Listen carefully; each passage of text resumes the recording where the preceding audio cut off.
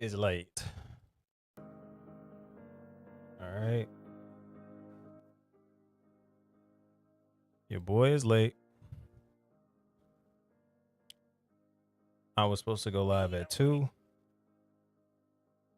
and we're going live now.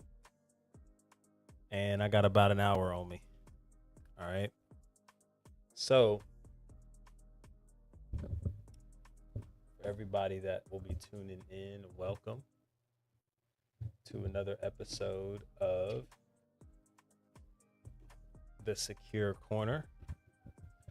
It is your host with the most, Coach Sean, and I'm excited to be holding space for you guys on this wonderful Friday. Just got off an amazing call. Explains why I'm late. And just really excited to just spend some time with you guys ahead of another day and another amazing weekend. All right. So as you're coming in, as always, what's up, Jamie? Good to see you. As always, you guys be sure to answer these few questions. Number one, what's your life satisfaction rate on a scale from 1 to 10? All right. And number two, what is one relationship goal that you desire to achieve in 2026? All right. And question three, if you were to have the healthiest relationship you've always wanted today, would it be sharing any room with any trauma or unhealed wounds? Those are the three questions that we're starting off today. And I'm excited to share some space with you guys today. This is another live Q&A. This might be one of the safest lives you walk into all day. And forgive the crumbling noises. Your boy is kind of hungry. Nice gym day today. Had to get right back here for a call. So I'm going to get a little meal in while I'm talking to y'all. But I'm excited nonetheless. Welcome to the Secure Corner Show, where we build healthier, happier, and whole relationships with yourself, with God, and with others while building security that lasts beyond marriage. I'm your host with the most, Coach Sean. And it's going to be a good day today. All right. I'm here for an hour, literally. All right. I know I've said that so many times before, but I mean that thing. Because I got to go and get the rest of this stuff finished before my final call for the day. But I thought, why not make time for you? Because you are important to me. We do have our first question in the live chat. Shout out to everybody on TikTok. Again, shout out to everybody walking in, Instagram, YouTube, and everyone else in between.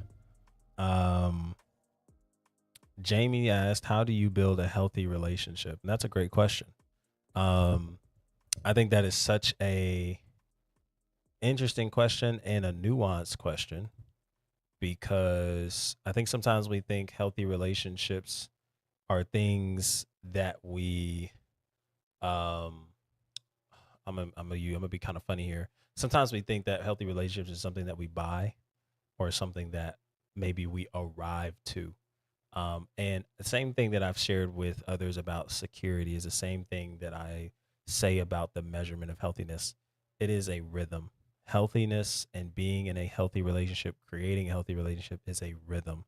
And it's a rhythm that requires consistency, that requires our ability to show up for ourselves and for the person that we're connected with.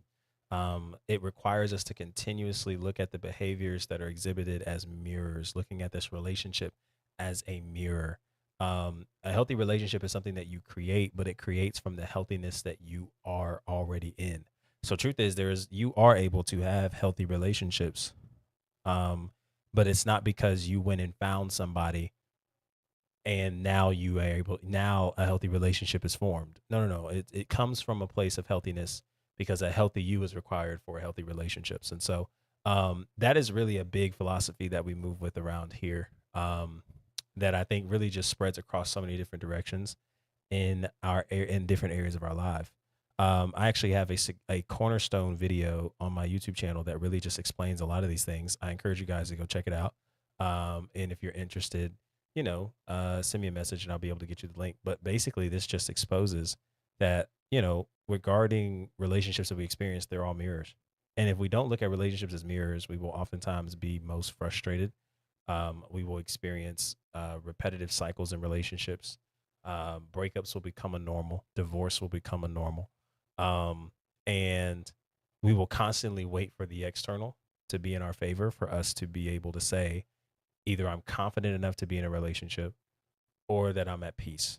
And when you wait for those things to happen, none of that happens. You just get more chaos. And so, um, I think that's a great start to answering that question. But there's layers to it. What's up, Charles? Good to see you, my guy. Welcome back. There's layers to it for sure. And I do believe that healthiness is a rhythm.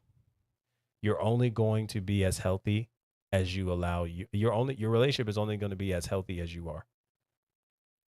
And so anytime you're in a relationship that isn't healthy, we do have to do the due diligence of asking ourselves, what is it that this relationship is exposing in me that I'm not responding too healthily towards?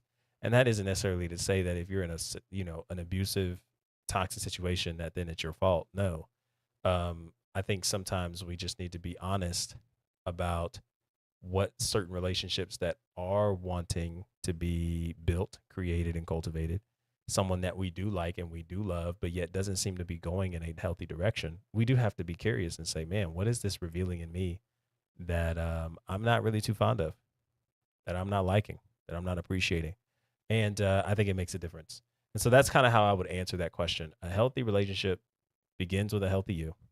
And healthy relationships are rhythms that are created within connections, not something that you arrive to. I don't care how secure you are. If you believe that once you become secure, now you've cracked the code in life, you're playing a losing game. And I think those are important things to consider.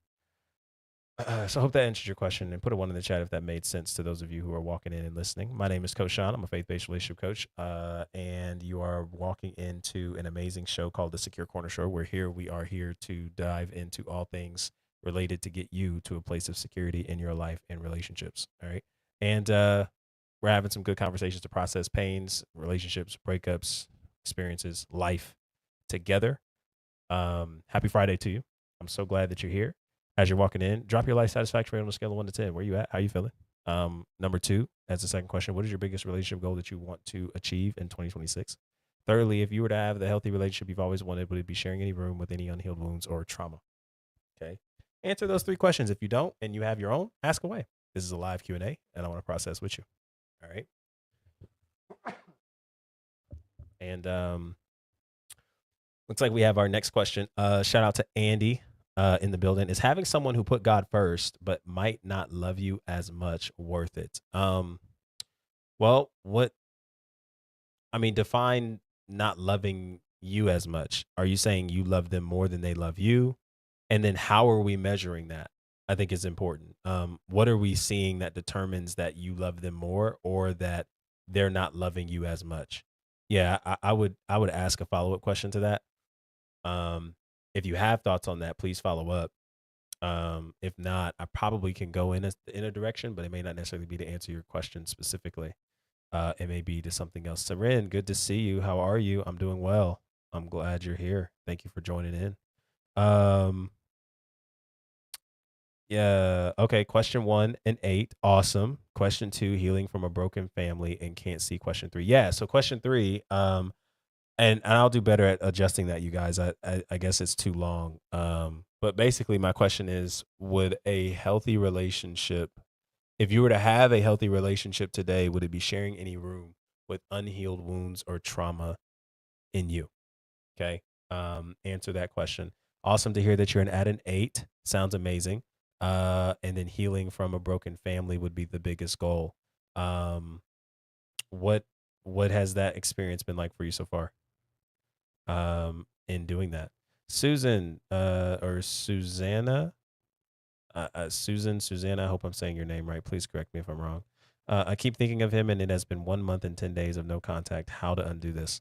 Um, so I think number one, I think we should reframe this experience to say, what is this um what is this rumination revealing in me, right? So when we talk about ruminating on something like a ghosting or a breakup or losing a relationship, gone no contact, the thing that people most often skip is that this is something that is exposing something in you that you are wanting to be curious about. And we just need to ask questions to that. Um, because just as much as you ruminate over an ex or someone that you were once with, you can redirect that energy to something else and ruminate over something else that is far more beneficial. The question is, what about that relationship, the potential, the connection, the feelings are we most stuck on? Are we stuck on what we hoped we could experience with this person, the potential? Maybe there was a long enough relationship where we're saying what we shared was really special, and maybe I don't believe I can get that back. I don't believe I can repeat that back. I don't believe I can experience that with anyone else. What are the stories and beliefs that we've cultivated in those areas? I think that's a very, very important place to start to dealing with that. Okay. Hey, if you're having a good time, share the live. If you're having a good time, if you're enjoying what you're hearing, if you are finding any kind of insight so far from some of these questions, share the live, repost it, like it. Okay, get some other people involved in here who can benefit from this conversation. Yeah, so I think that's really important to consider, Susan. You know, what are the stories that we're connecting to the loss of this relationship that has us stuck there or feeling stuck there? Because I think that's more so what we're dealing with.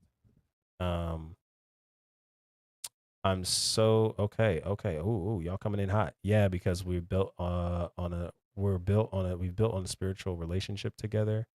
And the hard part is she has a hard time to talk to me, but goes to God first and everything. So, most just chase temporary highs until they are on to the next. Share more on that. Lost teacup. Um, does that come from a place that comes from somewhere for you? I'm just curious. It's a safe space to kind of unpack some of that. Share more. I think there's a lot of people that can relate. Um, the hard part is she has a hard time to talk to me, but goes to God and everything. I mean, is what does that have? Why does that have to be bad? What? Yeah. So like that. That's why I asked that follow up question, because there's an assumption of love that you're viewing this relationship in, and that doesn't necessarily mean that that is one what love is, or two, that doesn't always mean that the person isn't loving you as much as you love them. Um, so I guess my question is like, okay, if she goes to God and first in everything, but doesn't come to you, why is that such a bad thing? Um, Second step was unlearning how parents use God to manipulate my idea of love, faith, and control. Okay. If it was last year, yes. This year, no. Okay. Okay. Um, Very interesting. Thank you for sharing me. Uh, how exactly do you feel like, I know that's a big question I'm about to ask. Um, you said how parents use God to manipulate your idea of love, faith, and control. So what is it now compared to what it was then? Is there any difference? My past relationships, Lost Teacup says, they all love the idea of me. First few months, smooth sailing, and then go cold. And so, um, what are some of the beliefs that you feel like you've picked up on with those repetitive experiences? Obviously, one belief we can say is that what you mentioned earlier, that, you know, most people chase temporary highs until they are on to the next. Is there any other kind of belief that you feel like you've picked up on from those experiences?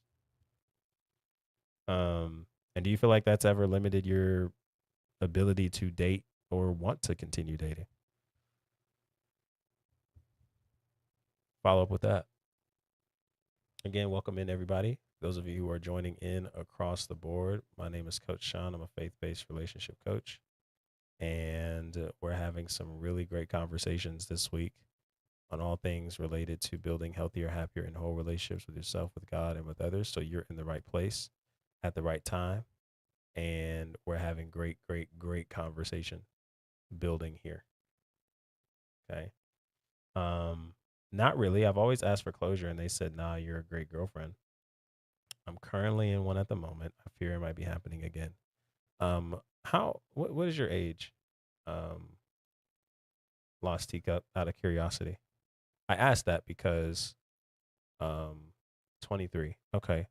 Um, I'm curious, do you have any questions in relation to that? Like you're in a relationship right now, you fear that this person might be going cold again. What are the signs and is there any question to that? I might want to call you up. We can unpack it, process it together. Hit the pink and blue silhouette. We could definitely talk it out. Um, the idea is what's the point of dating if we can build a relationship with God, but independency. Okay, so we got to clean that up a little bit, Andy. What is the point of dating if we can build a relationship together with God, but independently? So, what would you prefer in these moments? What would you prefer in these moments? That y'all pray together? What specifically are you looking for? Because yeah, okay. I'm just curious as to why people move on so quick. Um, so I could give you a plethora of answers. I guess my question to you is what would the answer then do? If we got an answer that solidified or made sense to the idea of people moving on so quick, what do you feel like that does for you? And how does that help you in your current relationship, if at all? Out of curiosity.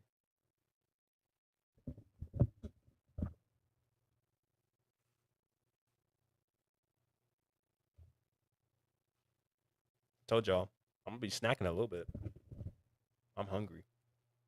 I've been on the go all day. You know what I'm saying? But welcome in everybody. Um, Appreciate y'all. Oh, for joining the live. It's your boy Sean Walker, Coach Sean Walker. Part of your daily secure show. And this is a place where we're building healthier, happier, and whole relationships with ourselves, God, and others while building security that lasts beyond marriage. And I'm excited.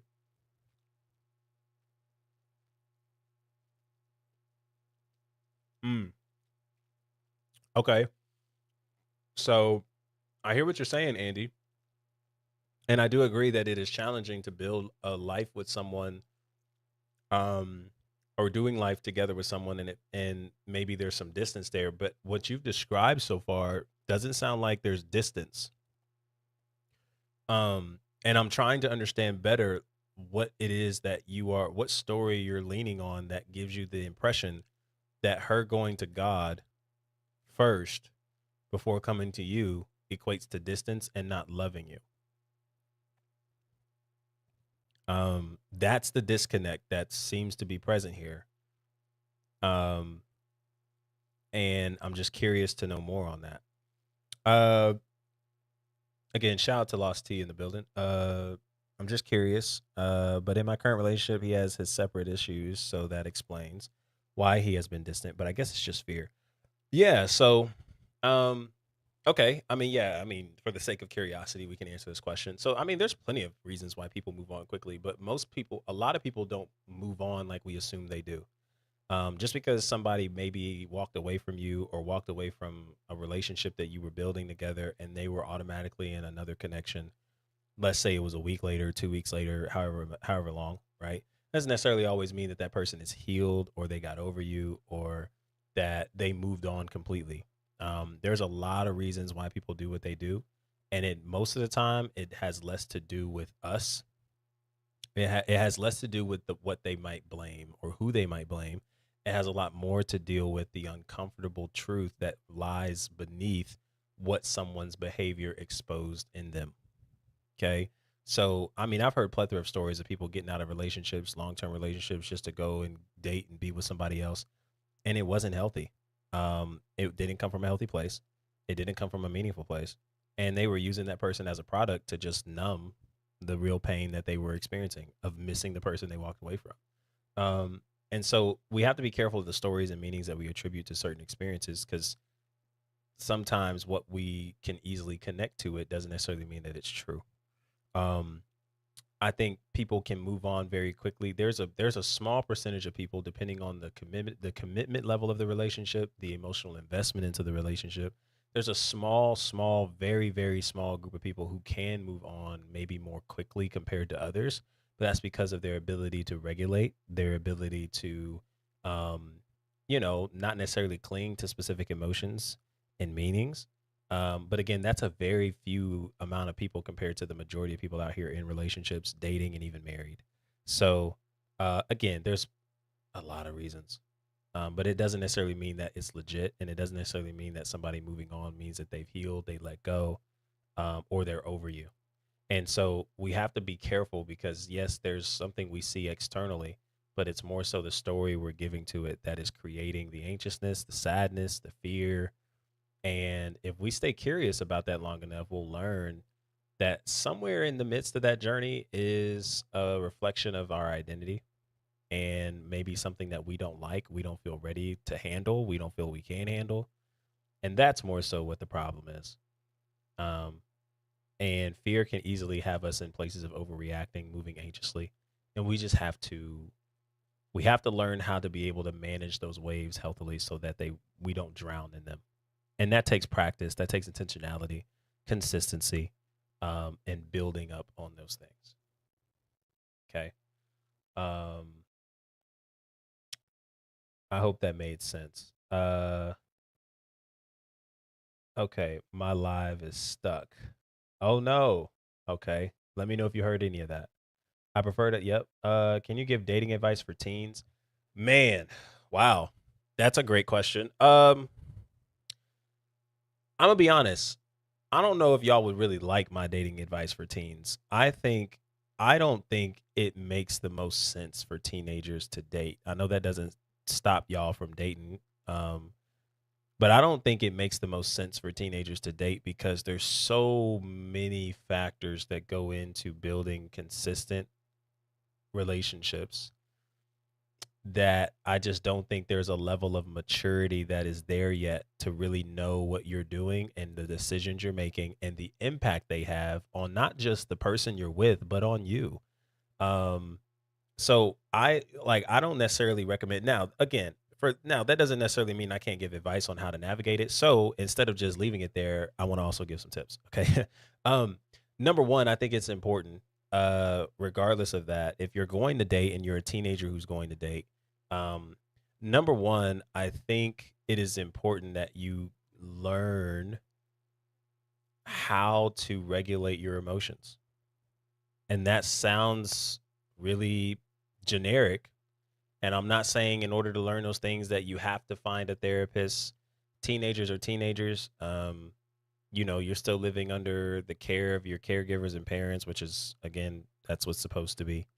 Um, I just think you have to be able to be honest about what you feel and be able to grow and being able to locate what you feel in specific areas.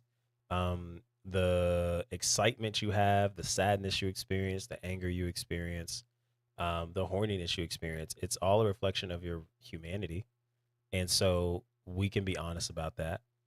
And then also learn how to, regulate those things and not necessarily allow those emotions to become the reasons why we do certain things that we probably will regret later. One of the things that I wish I was told as a teen, as someone who wasn't allowed to date, so it automatically kind of ruled out a lot of those things, but it didn't stop conversations from happening around me. Um, it didn't stop a lot of things from happening around me, even though I wasn't allowed to participate in them. Um, I wish I was told what are the important factors to look for, to build any relationship, let alone a romantic one. You know, I wish I was taught.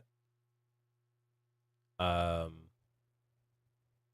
I wish I was taught why, uh, valuing each other's bodies and minds are super important. you know? Um, and so that's kind of the angle that I come from. Um, like I don't think it makes sense again for teens to engage in it because like y'all got a lot of being a teenager, remember myself being a teenager, there's a lot of raging hormones going on. And instead of trying to learn how to control them, we just give in to them because it's the easier thing to do because everyone else around us is doing it. Peer pressure, that's happening in the high school hallways. People will convince you that if you're not having sex or watching porn, then you're not living life. And so you get guilt tripped into doing those things. And I think what needs to be happening more is having honest conversations about the development of the body, but also having conversations about what that means for you in terms of differentiating certain feelings, emotions, and learning how to vet out people where they are. Um, I think if you're going to date, please don't let sex be the reason why you're dating. Please don't let having sex be the reason why you're dating. Um, I have talked to countless of people that I went to school with that taught me a lot. Uh, and one of the things that I'm so grateful for in having conversations with people is learning that they wish they would have waited. The whole time I was going through high school and I was thinking to myself of how far I was behind compared to other people because I wasn't dating. I didn't have a boo. I didn't have a bae. I didn't have the attention. I wasn't having sex. I thought I was behind. And listening to these people later down the line in life come back around and say, wow, I really wish I would have waited. I really wish I would not have given into that temptation at that time. I wish I would have made a different decision. I've shared this story before. A good friend of mine at the time, it all happened on one Friday night. We went to Whataburger after a game. They had asked me straight up, they were like, are you a virgin? I was like, yeah. And they were somewhat shocked because of how I carried myself, maybe my stature, who I was, the kind of status I had going in through high school. And I told them straight up, I looked around and noticed that there weren't a lot of people who were trying to value the person they were dating for who they were. It was only for what they could get out of them. I noticed that a lot of teenagers around me, a lot of peers around me, y'all were like, didn't even like each other, but y'all felt so comfortable to be in the back of the car and doing whatever because this was the person you did it with first, that now equates to this person being the safest person you could experience this with repetitively without thinking of the consequences, without thinking about what would happen if things were to happen the way they're designed. Like there weren't a lot of thoughts and thinking going on here, right? So we were just acting on emotions. And I just noticed that a lot of times. So I told them, I just said, I valued my time. I valued my love. I valued my intentionality. I valued my body to the extent where I said, I don't see anyone around here, regardless of how cute you are, where you're going to care about me and invest into me beyond what you know me as today. And that decision proved to be right. That decision proved to be healthy. And so, um, don't get into relationships, into dating experiences because of what you can get out of them, how much they can please you, how good they look, how cute they are, which is really the basis of most teenage relationships. So that's why I say, because that's the basis, probably doesn't make sense to get into them. But make sure that you're asking questions. Make sure that you're asking questions to get to know this person. Do not be so quick to give up everything to get their attention and to get their time. It's not that dope. I promise it's not.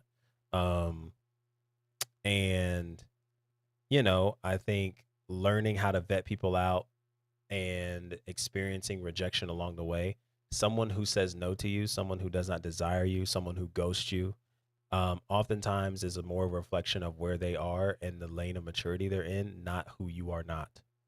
If I was in front of a boy or a girl who would be my own child and they were in high school, they were in their early teens, I would train them in the importance of regulating their emotions, handling rejection, handling no, and being able to communicate what they feel. And more importantly, someone who rejects you and tells you no does not mean that you're not enough. It does not mean you're not enough. And these people that you're encountering every day do not get to determine or set the bar for your value.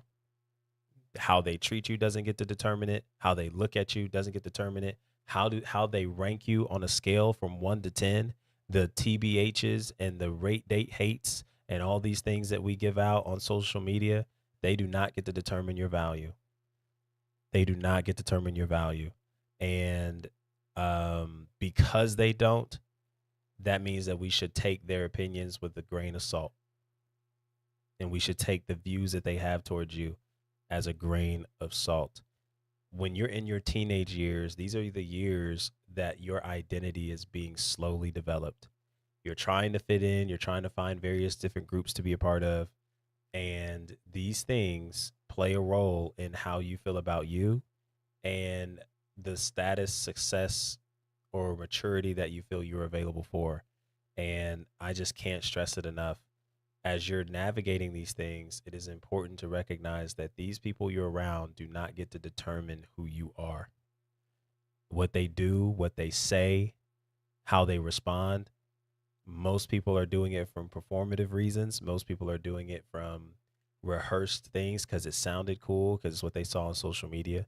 It doesn't come from a clear place, doesn't come from a healthy place. And kids will be kids at the end of the day, but that does not mean that you have to become like them. And that also doesn't mean that they get to define you. And I hope that made sense. That without sounding like a broken record, that's something that I would definitely give advice to.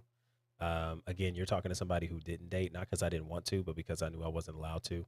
But I also realized too that even though that door was completely shut, I grew up out of that setting, not knowing how to really engage with, how do I talk to a girl if I like her? How do I go about it? Like what do I do? What do I say? Um, and having to learn that along the way took some time. But I think what's been even more of a treasured experience is being able to learn how to regulate my emotions, and those are lessons that I will forever carry with me. Um, and avoiding unnecessary heartbreak so early, so soon. Um, just because you don't date in high school doesn't mean you will never get a relationship, and doesn't mean nothing isn't available for you beyond it. Okay. And so that would be something I would share to that, and I hope that makes sense and is helpful to some extent. Okay. My hard take is if we have problems, we don't solve it together, but let God do it. It's hard because I don't want it to be independency. Yeah, I just think what you're describing as independency, though, Andy, is not really independency. And two, like everyone has independent relationships with God. So even though you're dating her, one, that's not. It sounds like you're dating her. So I could be wrong. Please tell me if you guys are if you're married. I mean, maybe there's a different conversation, but even then, it may not be too different. If you're dating her, number one, she's not your wife. So let's stop acting like she has to do certain things that she's not required to. That's not your wife. Number two, we all have independent relationships with God. And so I think that is really important. Instead of allowing that to be something that steals from the relationship, allow that to be something that's worth developing. Um, and then three, again, I'm only taking from what you've shared. So there could be more, and I'm not too sure. It sounds like there's what we're staying at here is a rhythm of, you know, independencies and all the kind of things, but we're correlating that to meaning, she doesn't love you as much. I just think we have to be careful with those type of meanings because that doesn't necessarily mean she doesn't care and doesn't love as much. And I think it's worth questioning where does that definition of what is the definition of love? Uh, and who are examples in your life that have told you love is supposed to look like how you're envisioning it to be? Um, because I think when it comes to relationships, we have to be open to understanding both perspectives that are coming in that have a viewpoint on what love looks like, what a healthy relationship looks like. That's where conversations come into play. That's where being honest about what we feel comes into play. And I didn't even get your age or anything. If I'm talking to a high schooler, I don't even think this conversation should be happening. But if I'm talking to someone who is in their, young adult years, I think there's some things that we have to navigate and learn to handle a little bit better without taking it so personally. Um, because I think there's some things being revealed in you that are just causing more of the discomfort than what you're saying is uncomfortable. Um, how to keep a relationship going? I mean, shoot, that's a pretty broad question. User, how to keep a relationship going? you know, ain't nothing like some good healthy communication that goes a long way. Being honest is really good. Might say a lot of the cliche stuff. I think there's a lot of nuance to it though. Um, I think it depends on what the relationship is. What is the goal? Where are you going? What is the ultimate desire to get? What is the ultimate pinnacle that you're trying to reach with this relationship? I think it's important to ask ourselves. But I mean, you hear the cliches: uh, healthy communication, consistent communication, honest communication, vulnerability. Okay. Um, I think what one of the biggest things that keeps a relationship going is being a safe person. As long as you're putting yourself in position to be a safe person, uh, and that goes for both parties. When both people are willing to continuously put themselves in positions to be a safe person, that requires them to do some internal work, so that way they are not just coming in and expecting the other person to accept them as they are in any and every given situation. Uh, but they are willing to be honest about some of their flaws, their issues, and do intentional work with that. I think a relationship can always work. And relationships working is about willingness and readiness. Are they willing and are they ready? Do they want to and do they have capacity? And if that is the answer, before we start trying to answer that for other people, we have to first answer that for ourselves. Am I willing and do I have capacity? And if I'm willing and I have capacity, then wherever let the chips fall where they may, depending on what this person's answer is. If they agree, great. If they say no, all right. I have to respect that. Right. But yeah, I definitely think honesty, safety, self awareness. I don't think you're going to be able to cultivate the safest relationship with someone you love without trying your best every day to be the safest person that this person is engaged with. And safety does not mean you're right. Safety does not mean do as I say. Safetyness is the consideration of both parties and how we feel. We're listening actively. We're listening intentionally. Okay. And what is given, we are showing we can be trusted with, not just by what we say, but by what we do. And one of the things that keeps healthy relationships going is when we learn how to repair well. A lot of people know how to love. A lot of people have been taught how to be loved, but a lot of people have not been taught how to love. And so when we come into these situations where conflict arises in relationships, that there's a part of us that starts showing that gets a little ugly. How do you repair it? How do you repair?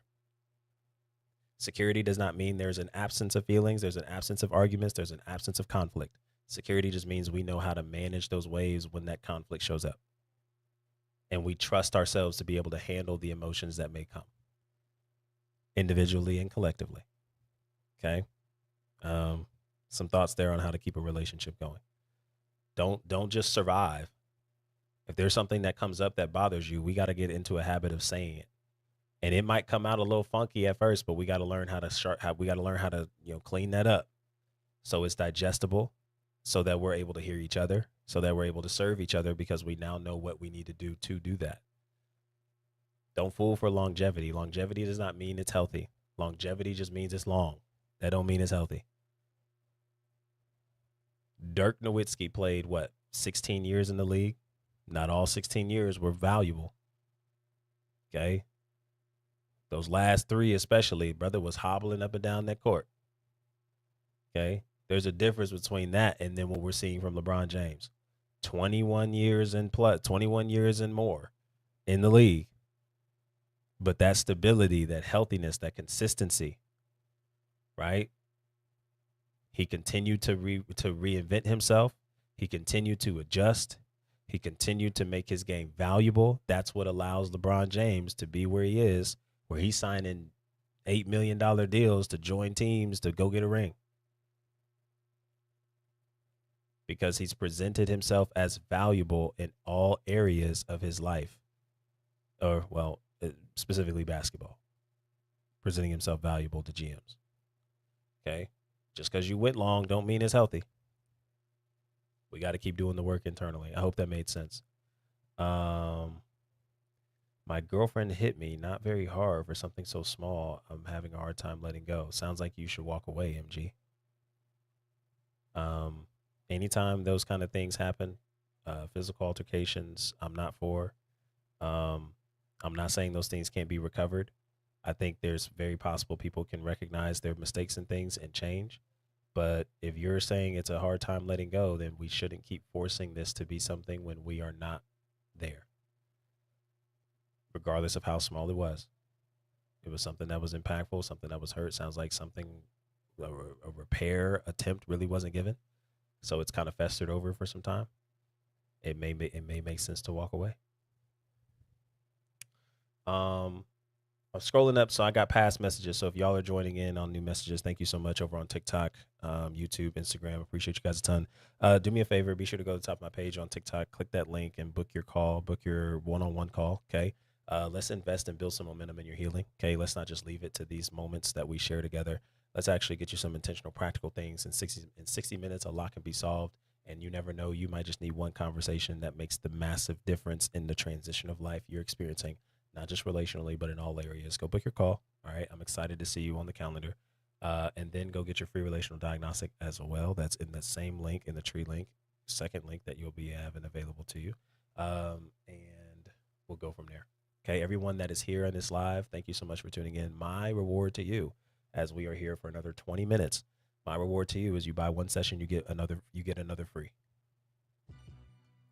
Okay. You buy one session, you get a session free.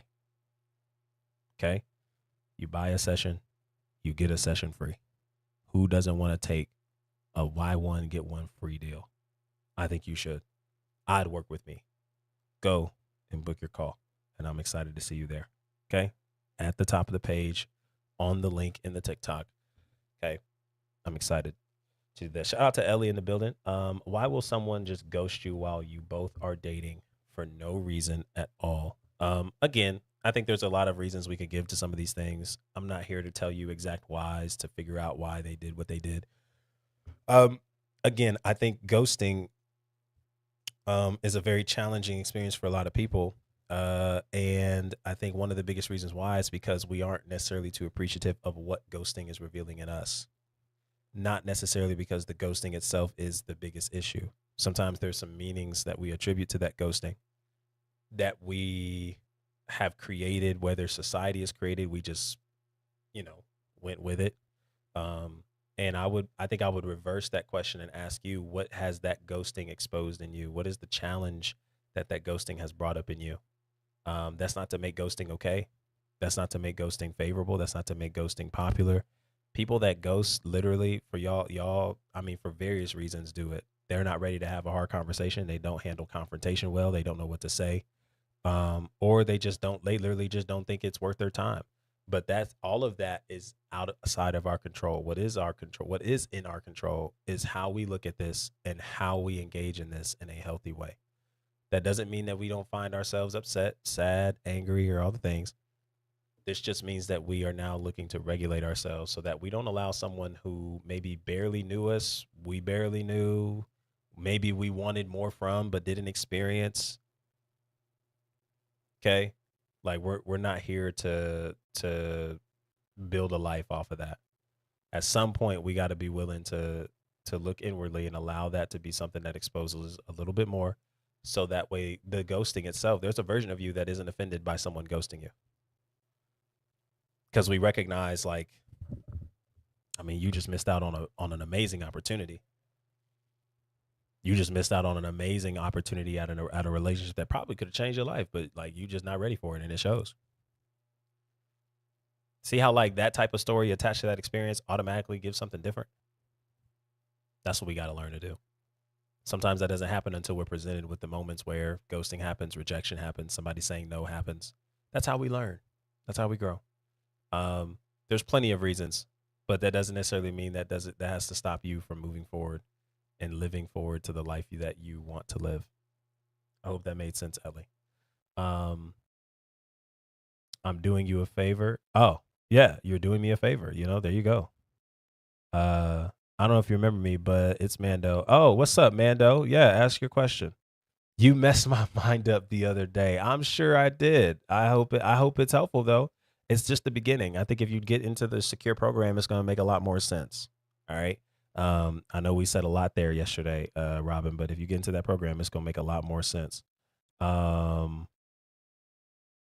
what about a relationship of Trump and average American? That's pretty toxic, right? I'm honestly not even sure where you're going with that. Untamed Kiwi. I might need a little bit more on that. True. I just needed a safe space to express myself. Yeah, and that's okay. That's okay, Andy. Yeah, 20 years old, man. Listen, first and foremost, I appreciate you because, fam, the stuff that was revealed to me when I was when I was 20, 21, trying to be out here dating and having relationships, like, fam, the stuff that was exposed in me, ooh, good God from Zion. You talk about some tough stuff. Again, a lot of these things too, we don't really recognize until we run into those situations. And, we got to have a lot of grace for ourselves. It's still maybe a newer, fresher relationship. Um, and we just got to let some things develop sometimes and not put this pressure on ourselves for it to look a specific way. Because chances are a lot of the things that you envisioned a relationship moving in, when you get in one, doesn't necessarily look exactly like that. And that doesn't have to mean that we're doing something wrong. I think it's just relationships are the currency to life. And so a real relationship that has the opportunity to become something healthy, enjoyable, is one that invites the perspective of the other person without needing everything to be done in a way that we see it. And this is something you're going to hear now, and you're going to be building on. I'm not going to put a timeline on it. It's just you're going to hear it now and you're going to be like, wow, that sounds good. Or, man, that sounds interesting. Or, I don't really know what you're talking about. And you'll get it the more and more that you carry relationships, you build relationships. Like, it's less about trying to get things to look the way that I want them to look, or maybe the way that I believe they should look. I think building relationships invites both parties to look at things and say, hey, I see where you're coming from. I want you to see where I come from. How do we build on this together? Because it's your relationship at the end of the day, right? How do we build on this together? And what is required of us to be able to build this rhythm consistently? And I think that makes a big, big difference the more and more that people come together to build that. And you're 20 years old, man. Have grace for yourself. It's a journey. It's a journey. Okay. Um, I am dating her. The pursuit, is it hard? Yeah, no, I don't think it has to. I don't think it has to be too hard. Sometimes we make it harder than it has to be. What about bad decisions and dating from brokenness? What about them? Um, okay, 5 out of 10. Kayla Shanice, build to build one, can't see the last. Okay. Um, why a 5? Why not a 6? The last question that I want you guys to answer more so was, if you were able to get the healthy relationship you've always wanted today, would it be sharing any room with unhealed wounds or trauma? Okay, if you were to have the healthy relationship you've always wanted today, it just dropped in your lap. Bada blam. Okay. Would you would that relationship be sharing any room with unhealed wounds or trauma? Okay. Again, I got 14 minutes just spending some time with you guys. I appreciate you guys a ton for pulling up and asking all your questions. I hope this has been helpful. Um, if anything that you've heard, if so, be sure to leave a like, repost, share with others, and go ahead and book your call. All right. Top of the page in the link, one-on-one session. You buy one, you get one free. All right. And I'm excited to do some work with you guys. It only extends for this live only. Okay, so that buy one get one free expires when this live goes off. So you want to be able to get to that and engage in that. Okay. Oh my God, my foot. Oh, why? Oh, oh, oh, y'all, my foot is like, I don't know if it's like cramping. It's like in the middle of my. Oh no. Oh no. Why is my foot feeling like that? Ooh, what? Ah, oh my God in heaven. Wow. What did I do to deserve this? Okay. Um, y'all forgive me. I'm just trying to figure it out. I'm trying to figure it out like y'all. My God. Because of spiritual difficulties we have as a couple. Yeah, yeah. JR asks, how do you deal with being alone after a breakup? Anybody who's feeling like this, send me the keyword breakup. I actually have a framework that is explained in a YouTube video to help you through your breakup. Because a lot of times what we're feeling lonely about isn't necessarily the breakup from itself. Like the breakup isn't necessarily what's causing the loneliness. It's the stories that we created about the relationship we were in. And so the breakup has just kind of exposed, maybe more so, what we have believed about ourselves so far. Um, and maybe that is the reaffirming belief that we aren't valuable or we aren't enough. We're not wanted. Okay. I'm just throwing some ideas out there. That might not necessarily be fully where you're at. However, this framework is just going to give us a good explanation for a lot of it because I really think dealing with the loneliness is starting by being curious to say, hey, well, what, not necessarily where does this loneliness come from, but what exactly am I feeling lonely about? You know, um, are we associating? Because sometimes we believe that people are the answer to the loneliness, and I'm not saying that that can't be a part of it. But I think a lot of times when we say we're lonely, we just aren't tapped too deep into purpose. I guess a little deep. It gets a little deep, but yeah, I think when there's some exposure happening right there, and I think we just want to be curious about it. Um, Not to necessarily hurry out of this feeling we're experiencing, but this hollow, empty feeling. That is something that is being exposed in us, and I think it's something that has been there. This breakup is just making it a little louder, and I just think it's worth being curious and saying, "Hey, what is this kind of creating in me right now?"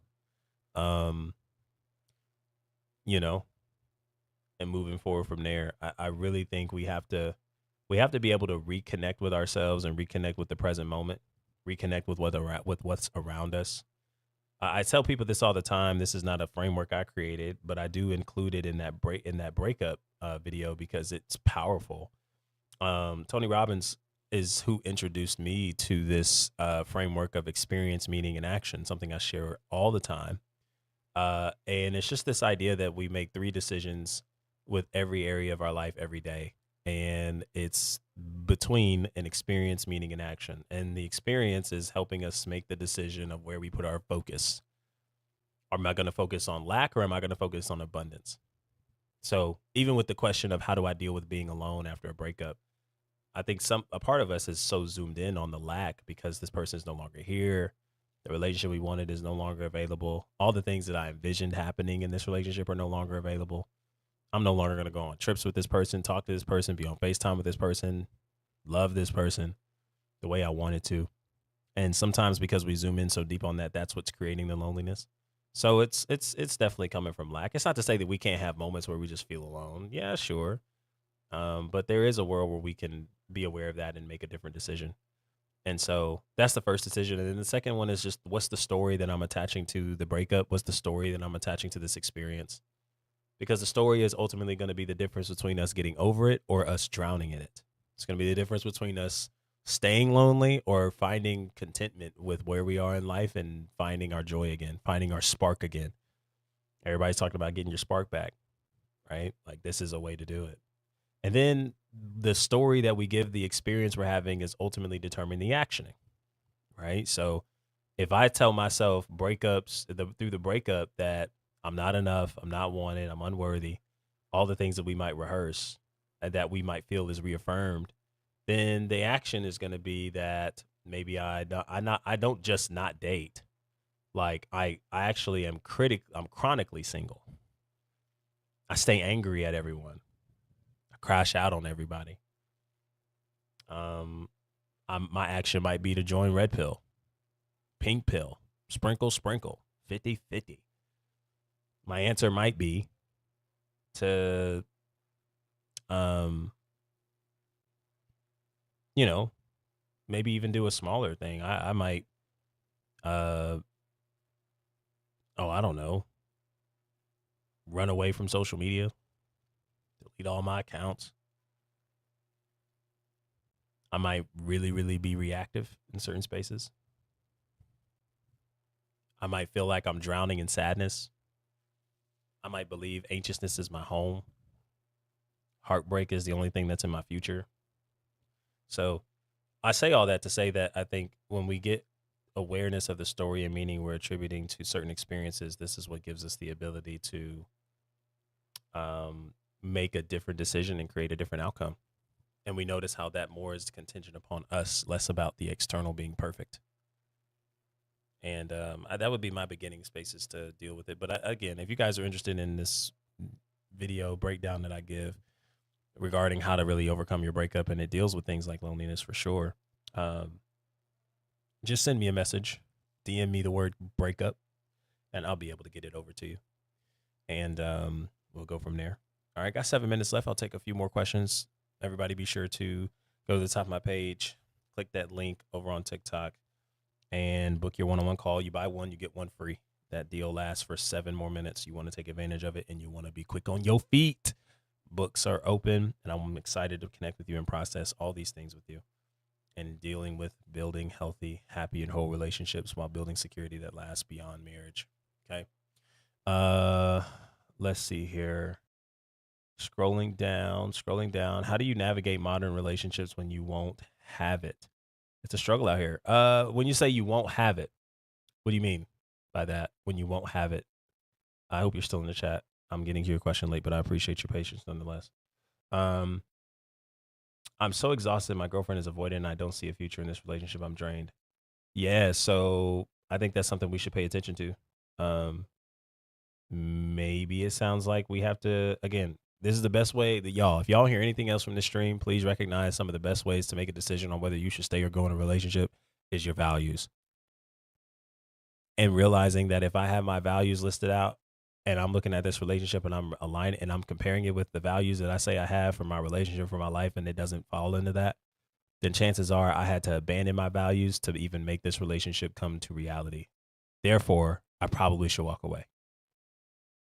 What do your values say about this relationship? If you say you value peace and you say peace is the cornerstone of your relationship, but yet the relationship you're in is constantly leaving you drained and constantly leaving you going crazy and losing your mind, somebody lying. Somebody lying. Because we can't say we value peace and then turn around and have nothing but chaotic relationships around us. That's one of the best ways to determine if you should stay or go. How do you communicate feelings without seeming too clingy? That's a great question. Well, I think the first thing is about communicating feelings is that we don't want to come off as if like I mean, obviously we don't want to come off whiny or anything like that, but we also don't want to necessarily come off with the energy of blaming the other person for our feelings. Because that can also be a reflection of clinginess too. Like I need you to be a certain way for me to be okay. And so I think a good start is by talking about how I feel, right? So, hey, when you did this, I felt insert the blank. Okay. I feel really rejected when you say this about me. It invites some type of, and again, depending on who you're connecting with, it invites a level of conversation and curiosity. Because somebody who genuinely has love for you doesn't want you to feel a certain way. And there's a way to communicate that and talk it out. And it doesn't become a you're right, I'm wrong, or it's a me versus you conversation. Because if it's a me versus you conversation, we can't really get far. It will always have some type of abrupt ending. So yeah, I think communicating your feelings without seeming too clingy starts with talking about how you feel. And saying those statements, I feel this way. Okay. Not saying you made me feel this way or it's your fault or I'm blaming you. No, I feel when you do this, this makes me feel XYZ. I also think when you communicate your feelings, it's important to communicate also en route of what your feelings and what this person's behavior is making you feel. Also state what you need. This is going to challenge a lot of you guys is in the communication space because sometimes we communicate what we need, but we use verbiage like I would like, I hope, I wish. State what you need. Because when you say I need, okay, it's clean cut dry. I need X, Y, and Z from you. Would it, and then you could even phrase it into conversation or question. Would it be impossible for us to do Would it be impossible for us to check in more? Would it be impossible for us to talk a little bit more? Would it be impossible for you to give me reassurance in moments where I'm feeling a little bit doubtful of myself or doubtful about what I'm about to face? Doubtful about us, right? Again, it just invites more conversation and curiosity. Um, and then you want to celebrate that. You want to mention or treasure why getting it from them or what you need in a response to what you described you feeling as a result of this person's behavior. When you state your need, tell them why having it from them is important. Because when I just get reassurance from you, it just really makes my day. There are some days I just go back and reread our text messages when I'm having a bad day because I'm just reminded that I know I can come home or I know I can go to someone that's just going to love me regardless, and it makes a difference. Right? I just communicated my feelings. I communicated what I felt. I communicated what I needed. I communicated why I needed it from you and why it's important to have it from you without making it feel as if it's their obligation. I'm entitled, without being aggressive, without being demeaning, without telling them at the end of every sentence, as you should. Okay. I can do that respectfully, lovingly, caringly, and still get what I'm looking for. And just pay attention to the behaviors and responses that follow. So I hope that was helpful, Christy. Um, okay. What's up, Keziah? How are you? Good to see you. What up, man? Appreciate you. Um, okay. Um, Sometimes we think we're secure and ready, but then you get in a relationship and triggers and trauma. Yeah, yeah, that's very possible. Um, that's very possible. And that does, again, as those things get re-brought up in us, that doesn't necessarily mean that um that the healing or security that we were once in wasn't real. It just means that there's another layer, right? And so that's why I say relationships are mirrors. Security is a rhythm. It's not a place you arrive to, it's a rhythm. So just like a song can get out of rhythm, right? That doesn't mean that the song needs to be thrown away. It means we need to get on beat. So everybody slow down. Let's get onto a collective unit. You hit the drums, you hit the keys, you sing the note, we'll get back on key, right? And all of a sudden, what sounded so bad now sounds so harmonized. It's a rhythm, right? And so anytime that we're dealing with security, it's about staying in rhythm and noticing when we're not in rhythm and not meeting ourselves with shame and guilt because we're no longer in rhythm because of what's brought up in us. We just stay curious about it and we move forward with the intentionality to get back on track. So, I mean, I think if the goal was to be if the goal is to be perfect before getting into a relationship, man, marriages wouldn't even I don't even see how anybody would be married. I mean, if marriages were made for perfect people, nobody would be married. Ask anybody who has built a long, healthy relationship with their spouse, who has gone through the ringer, has seen some ups and downs, has seen some craziness. They'll be the first to tell you. I tell you this because I ask them often. I'm around people who have had long marriages, and it's been amazing to be able to witness, to lean and learn from. They'll tell you, hey, we had our moments, and there were some things in me that I didn't know was there until this person brought it out of me. And I was ready to go. I was ready to bounce. I was ready to throw up the deuces. I was ready to do all the things. And man, I went to some trusted counsel. I went to some trusted community, and they gave me some insight and perspective I didn't even think of. And just when I was about to walk out the door, I was reeled right back in. We worked on some things, and the relationship just got better. Sometimes it wasn't even the fact that there was something that somebody else of counsel said. Man, somebody in the relationship was just bold enough to say the hard thing. You know what? You keep blaming me for all these things, and I'm noticing that it's not my fault. And that's something you got to figure out. Just pierces you right through your heart, and you just be like, dang. The moment you want to just be all up in their grill, handing them these ones, And yet they said probably one of the truest things that might just save your relationship if you let it and get your ego out of the way and just show up.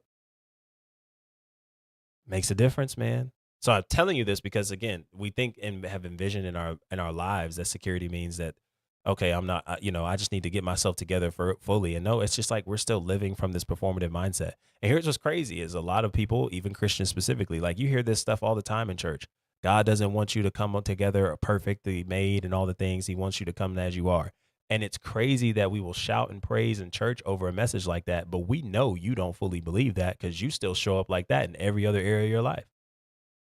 But all of a sudden, when it comes to church and God, you're just you got it. No, I think you understand it logically, and I also think without adding any guilt or shame to it, what I also think is that there's a programming that you've been conditioned by where you are used to performing for certain things to get rewarded, to be seen, to be loved.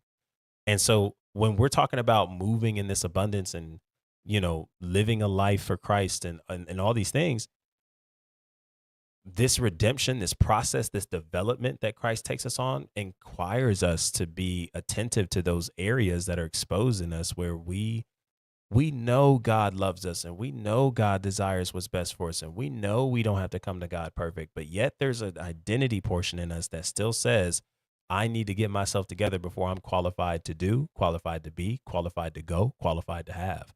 And I think that is something that we're invited into in moments of exposure where the pain is high, our heart is hurting, the sadness is elevated, the disappointment is present, the breakup happened, the divorce took place, the finances are low, the health isn't looking too great. And all these moments are literally invitations for us to be like, ooh, I ain't know it was that bad until that happened. And how else would you, right? Like, how else would Stephen Curry know that, he needed to get better at shooting if he didn't first start shooting the basketball and they were air balls and bricks before they started being consistently made threes from 35 feet out? Okay. Like, how else was Conor McGregor supposed to, be able to build this level of resiliency mentally and emotionally if it didn't happen by way of an injury that was completely unexpected in the octagon when he was coming back for his return? How else is God supposed to install this level of patience without having moments in our reality where we lose our patience? How? You know? How else am I supposed to become successful in certain things without first experiencing failures? And this is what gives us the reframing aspect that it's less about trying to get everything perfect and being perfect. It's about being in rhythm, being in alignment, and showing up intentionally with those things. And it makes a difference. It makes a difference. Well, that's my time, ladies and gentlemen. We are outside of an hour. I appreciate you guys a ton for being a part of this live stream. Again, if you guys are interested in being or not being, but having this deal, taking advantage of it, go to the top of my page over on TikTok, click that Linktree link, and you will find booking your qualification call or booking your one-on-one call. Okay. You buy one and you get one free. Okay. I'm extending the 5-minute, 10-minute grace period, 10-minute grace period. When this live shuts off, you got 10 minutes, 10 minutes additional. Go to the top of the page, book the one-on-one call. You buy one, you get one free. All right. And I'm really excited to be connecting with you guys there. All right. Get on my books. Let's talk. 60 minutes. One conversation is all you need to get from where you are to really getting to where you need to be. Okay. You'll be surprised at just what we can accomplish in that setting. Also, be sure to click the second link in that same link tree there. You'll be able to get your free relational diagnostic over on my webpage, becoming-secure.com. Be sure to do that. Once you do that, you'll take the questionnaire, you'll complete it, and then you'll come to the end and you'll get your qualification call, which is a free qualification call to see if you fit in any of the programs we have listed here. You're going to answer those questions to see if you further qualify. If you do, you'll be able to schedule your free call for a time that works best for you. DM me breakup if you want the free breakdown framework on how to overcome your breakup. All right. DM me secure if you're ready to join my secure program. You guys missed it. You missed an awesome opportunity the last time we were live, one of the last couple times. I had the privilege of being able to give out my secure program for free to quite a few people because they were here, because they showed up. And you just never know the kind of gifts that we're able to give and we're able to bless other people with by you just being a part of these live streams And shout out to Robin. Okay.